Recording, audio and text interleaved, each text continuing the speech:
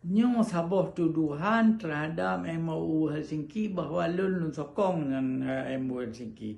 Yang fitnah ko lun yan. Hana betul tagay-tagay. Lun hantom dan benar yang MOU Helsinki yan. Karena lun pernah terlibat dalam perundingan yang dalam tahap permulaan awal yang waktu dipegang le koha. Jadi waktunya diundang kamu di jok ya keroi yang ketua Helsinki yang Dr. Martin Griffith yang di jauh Stockholm. Kamu buat Sheraton Hotel. Segala mulai perundingannya di Geneva. Okey.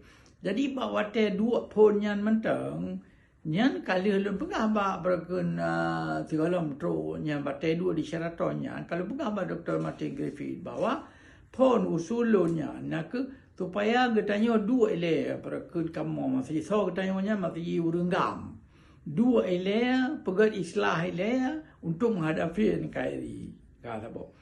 Jadi loan usul bawa tanya supaya loan masih dari MP GAM, dari perken GAM yang dipimpin ni Malik Mahmud dan Zaini dengan undang uri-uri yang ada di dalam negara. Dari masih tokoh-tokoh yang layu undangnya 5 tokoh daripada perken ulama layu undang watanya Dengku Ibrahim Badan mentang udep linyan rektor Uncia Dr.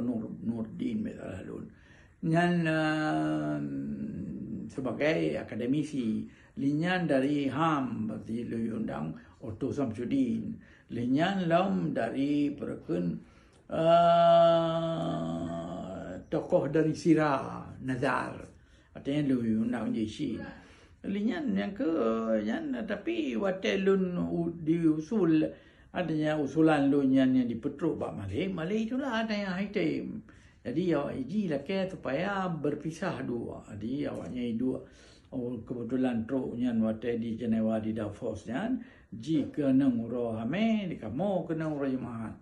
Jadi waktu dalam pun merumpok dengan perkara Samaria diusulkan lah sebagai lagi di veto lah oleh awak delegasi NKRI bahawa duanya ke mesti di dalam bingkai NKRI. Jadi lah kamu aju hana temle makaji oleh sebabnya kamu hana diikut sertakan di dalam perundingan selanjutnya yang sampai teruk pada misalnya Tokyo, Helsinki yang pada padungga dua nyan hana kamu naruh. Jadi keputusan MOU Helsinki nya benar-benar kamu hana ikut, hana setuju karena kalian depu bahwa Aceh kai jamong lamen NKRI nya kau tayo tabe dika karola musuruh bauru third. Jadi kamu betul lah hana setuju adayan. Ya menahan. Jadi